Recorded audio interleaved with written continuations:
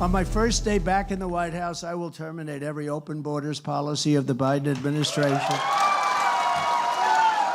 We'll stop the invasion on our southern border and begin the largest domestic deportation operation in American history. We have no choice. Well, that was former U.S. President and the Republican frontrunner, as we said, Donald Trump, talking about what is expected to be one of the top campaign issues in this year's election, the migration surge along the U.S.-Mexico border.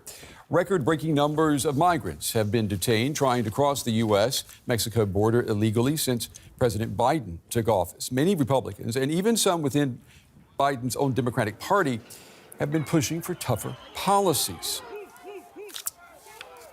And for more now, I want to bring in our Washington Bureau Chief, Enos Pohl. Enos, good to see you. Yeah, we are. Happy New Year, by the way. And this is an election year, so we got a lot to talk about.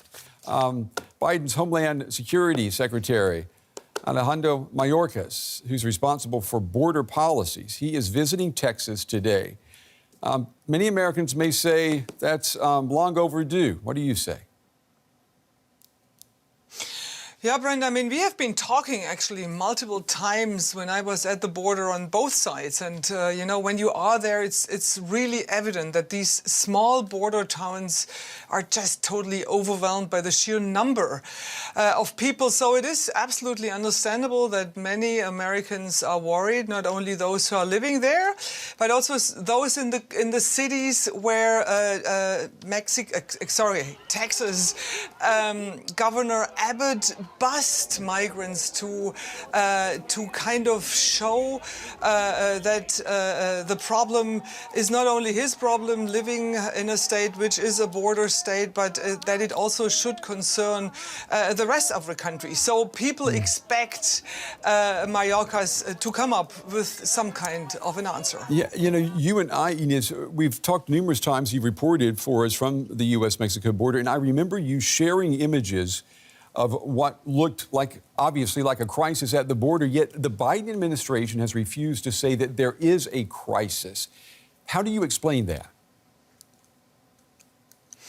Well, for him, for Joe Biden and the Democrats, it's a very difficult topic. Why is that? The Democratic Party is a so-called big tent party, so they have members which are very diverse. They have many members with migration backgrounds. They also have members and potential voters from the rather left-leaning spectrum of the party. And as every election here in the United States is decided by such a small margin, it is very difficult for Joe Biden to take a clear stand on that. But this is changing in the light of these tens of thousands of migrants crossing the border every week.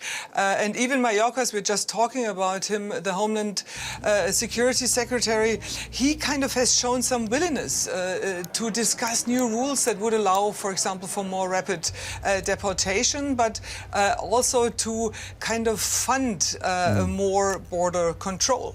And Enos, I'll ask you real quickly, just before we run out of time, is immigration, is that the one issue that could cost Biden the White House in November?